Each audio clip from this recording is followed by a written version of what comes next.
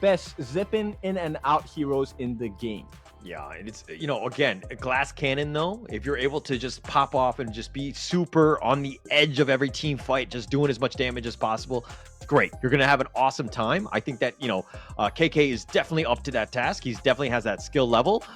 So somebody to take note of. Now, Scars, on the other hand, need to figure out a way to get onto him. Angela, a little bit more on the e-mobile side, Arlie on the opposite spectrum of just being super mobile. Yeah, they need a little bit more tankiness as well. So someone that can either enable their movement or to really just give them a little bit of a shield in front, right? So they will ban out the Byron and the Dharma in the second phase. This will conclude the banning phase for the set of Scars. They don't want to deal with the stuns and the backline excess. Yeah, and Fearless Esports, it looks like they're going to go with the Xinling special of the Mayin. That one is going to get on the back line. That's going to be tough to deal with. And as per what you were saying with Scars, they need some tank and they need some meat to kind of shield these squishier ladies in the back. Yeah, you always want to protect your lady, and at this point, it is difficult because the one attacking will be another lady. It's going to be Mayin, right? This Mayin is going to try and enter the backlines with the whatever, and when, Xingling gets the chance, that catch is going to be insanely enabling for the side of Fearless Esports. It opens up things like the Chaos Cinder. It opens up things like the Forbidden Domain. It also opens up the space for KK to come in with the Arlie on the lift step and maybe even the Maple Dancer. Force them to throw skills at the wrong time. Yeah, and I mean, it's all about baiting it out, right? Just being able to potentially do that. You go in and out and just kind of work around those cooldowns. But now Scar's going with the Elaine and Lian Po. The Elaine, it was more of a matchup thing more than anything else onto the Mayin. Plus, you can kind of Death at Sunset on the E-Mobile Angela. But catching the other two might not be as easy. So we're going to have to see it. But Fearless Esports go back to the Dao Dao special of the Luna. I mean, based on what happened in Game 1, isn't this game just over? Yeah, I mean, it's looking that way. It's tough. Again, I think that they need to adjust, right? Scars cannot let, Dao Dao do his thing of just farming up and then just blowing up everybody, right? It's a thing where they need to adjust and just kind of invade the enemy jungle, make Dao Dao uncomfortable in whatever way you can. You know what? There's a couple of things they can explore, right? Number one, the biggest one that stares at you in the face is let's not give Dao Dao that Azure Golden buff. That's one. Secondly is, can we get the lockdown? And the only acceptable lockdown I can see here would probably be ASD if he manages to get the passive off. But that's really hard to do against Dao Dao. What about the Trevor Smash? Are you not a believer? Not enough time. Yeah, not enough. I know. It's tough. I mean, Luna's just in and out and just blows everybody up and then gets on out of there. So, yeah, I can see it being a huge issue, but you have to figure out a way to get onto Dao Dao. I think that their number one priority is that, hey, let anyone else beat you. And Fearless Esports have a number of stars that could kind of pick up the slack. But I think that you say, hey, don't let Dao Dao beat us. Yeah, for sure, right? A lot of emphasis is going to be placed on Dao Dao. You know what? There's another option to explore, which is let's just kill everyone except for Dao Dao, and then Dao Dao is just food for us. Yeah, and Xinglin actually finds Rilver just hiding in the bushes, going for the ambush, but Xinglin actually came out a little bit ahead. Rilver's a little bit behind on that one in that top lane, something to take note of. But if we're looking in the bottom, a little bit more stock standard. Everybody's just kind of 2-2 in this bottom lane. Yeah. In fact, actually, I think it's maybe in favor of Scars, right? If they play the cards right, essentially you could knock up and keep KK airborne for a little bit, which will allow Jens to really get the damage in. But Arashi. Yeah, the searing stab just doing a lot of damage. Arashi on the wrong side. He got sniped. Dao Dao. Oh, we're saying you need to limit it, not feed him. Yeah, unfortunate start there. It's going to be Arashi taking the fall for the team here. First blood goes in the hands of Fearless Esports, and of course, it is going to be the superstar Dao Dao. Dao Dao. I mean, should be just like die enemy team because that's all he does. He just kills everyone. He's making a nice rotation, and Zilver is going to be killed as well, and Dao Dao making an impact across the entire map. Yeah, Fearless Esports Hong Kong, the coach was like, hey, you know what? They don't know how to deal with this Luna. Let's just put it back into the mix, and we will get a perfect recipe here.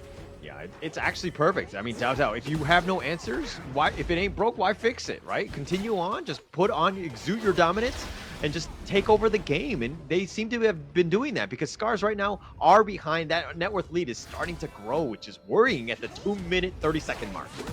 Yep, and he's really close towards the August Word already. So that's going to be of huge concern because with the August Word, he's going to have an increase of defense as well.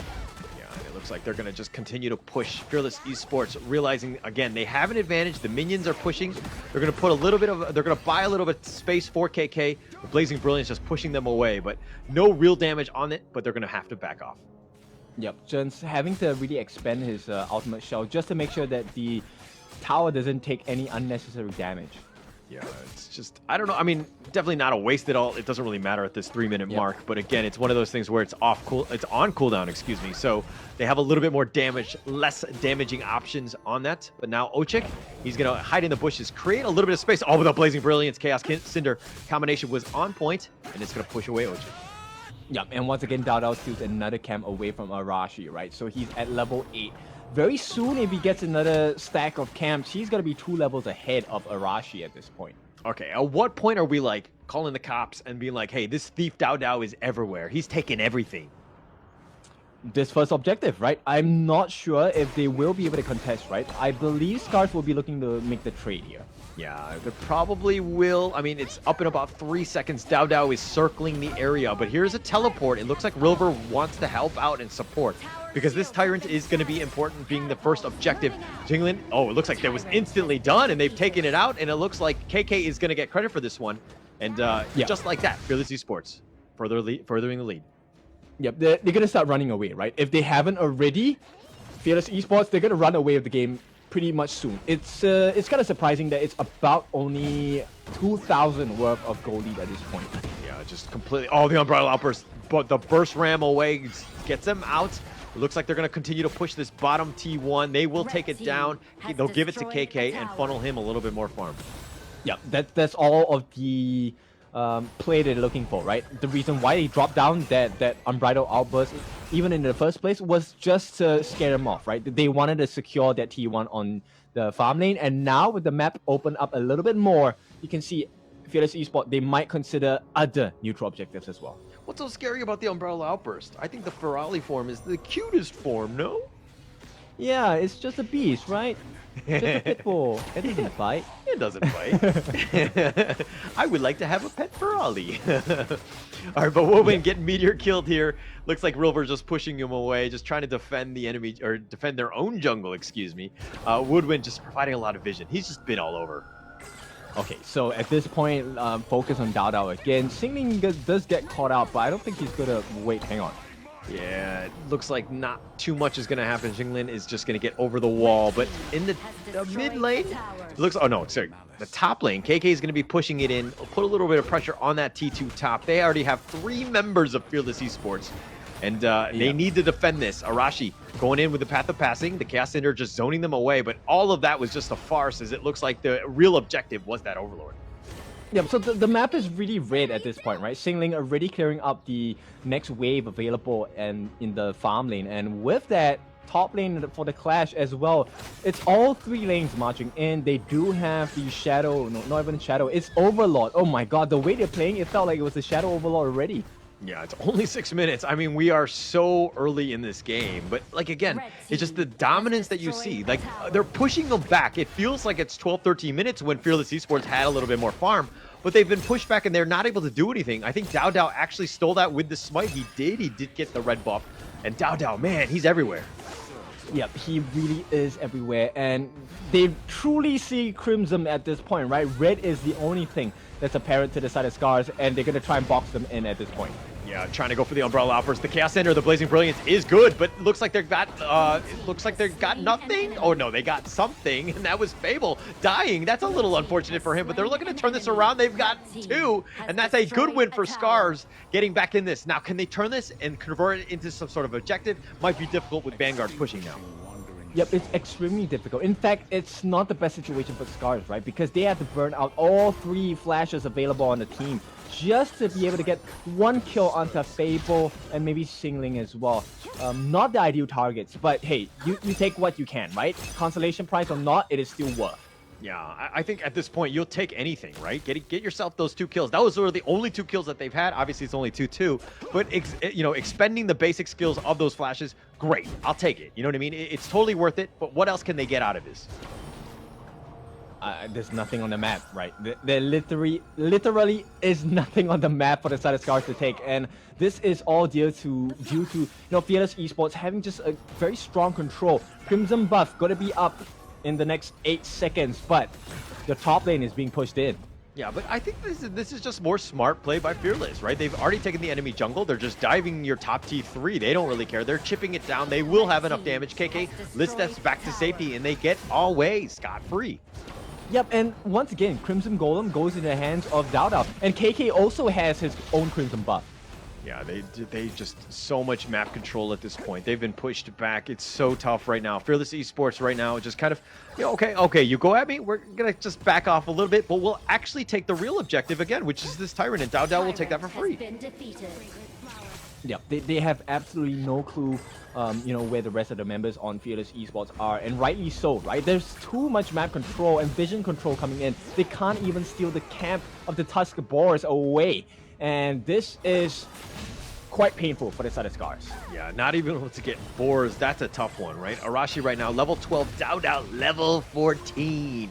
Right? They were neck and neck, but Dao just being able to ramp it up. He's like his experience and net worth is like the hockey stick just going straight up.